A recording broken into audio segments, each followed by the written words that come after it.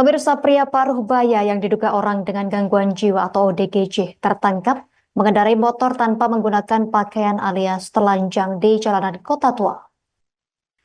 Aksi itu tertangkap kamera warga dan videonya menjadi perbincangan di media sosial pada Jumat 6 Desember 2024. Selengkapnya akan dilaporkan rekan Mega Rivera Renyaan, jurnalis Tribun Ambon untuk Anda. Rekan Mega Rivera, silakan informasi selengkapnya dari Anda, rekan.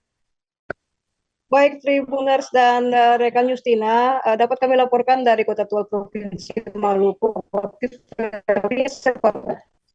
Surabaya, ditemukan sedang mengitari Kota Tua menggunakan sepeda motor lewat video berdurasi 13 menit yang letaknya berbeda Tribuners. Jadi pria ini mengendarai motor di jalanan Kota Tua, kemudian mendapat reaksi beragam dari warga yang sempat merekam video tersebut. Juga setelah dari Kota Tua dengan bertelanjang bulat, pria ini juga menuju ke salah satu kawasan yang bernama UNSKB Kota Tua, di mana di depan pohon Natal yang dipasang oleh pemuda dari SKB sendiri, pria tersebut dengan bertelanjang tanpa menggunakan pun kemudian menarik perhatian warga yang kemudian ingin turun untuk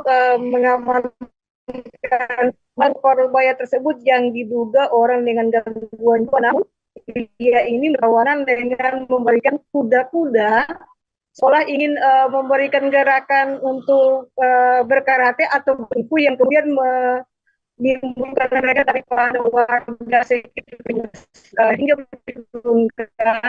juga diketahui identitas dari ODGJ tersebut. Terima kasih rekan Mega Rivera Renyaan, jurnalis Tribun Ambon. Kami nantikan informasi terupdate selanjutnya. Selamat bertugas kembali. Download Tribun X sekarang. Menghadirkan lokal menjadi Indonesia.